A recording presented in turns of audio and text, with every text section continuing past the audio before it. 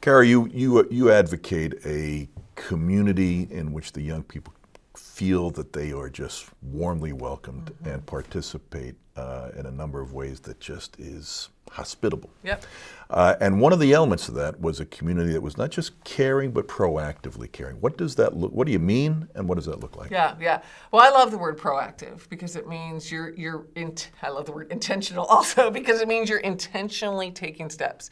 You're paying attention and then you're acting.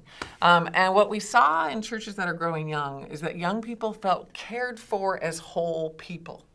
You know, we often think of caring as kind of a lovey-dovey, touchy-feely emotion, and it certainly is that. But what we saw with these young people is they felt like all of themselves was cared for by these churches, including their gifts and talents. That the church cared about what they could contribute to the community, not just kind of sit as passive attenders, but really to be leaders, to be using their gifts.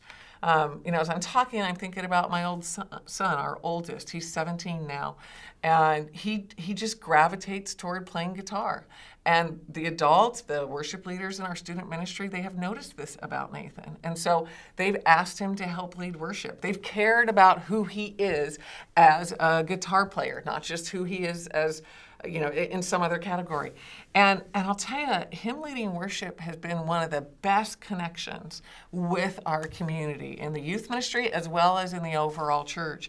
In an era when I see a lot of juniors and seniors drifting, so far, our son hasn't drifted from the church, and I think largely because he feels like he's cared about with this particular aspect of leadership. So, after going out on Saturday night, he'll show up Sunday morning at 7:30 for rehearsal. Before he had his driver's license and I was having to drive him to worship practice, every once in a while I would say, "Really, Nathan, do you have to go? Because I just wanted to stay home. I wanted time with him at home." And every time he said, "Yeah, Mom, I have to go." And so every time I got my shoes on, got those keys, and I drove him to church. So I've seen in our own family how important it is that caring moves beyond the lovey-dovey affirmation into truly helping young people use their gifts and caring about how they contribute to the overall community.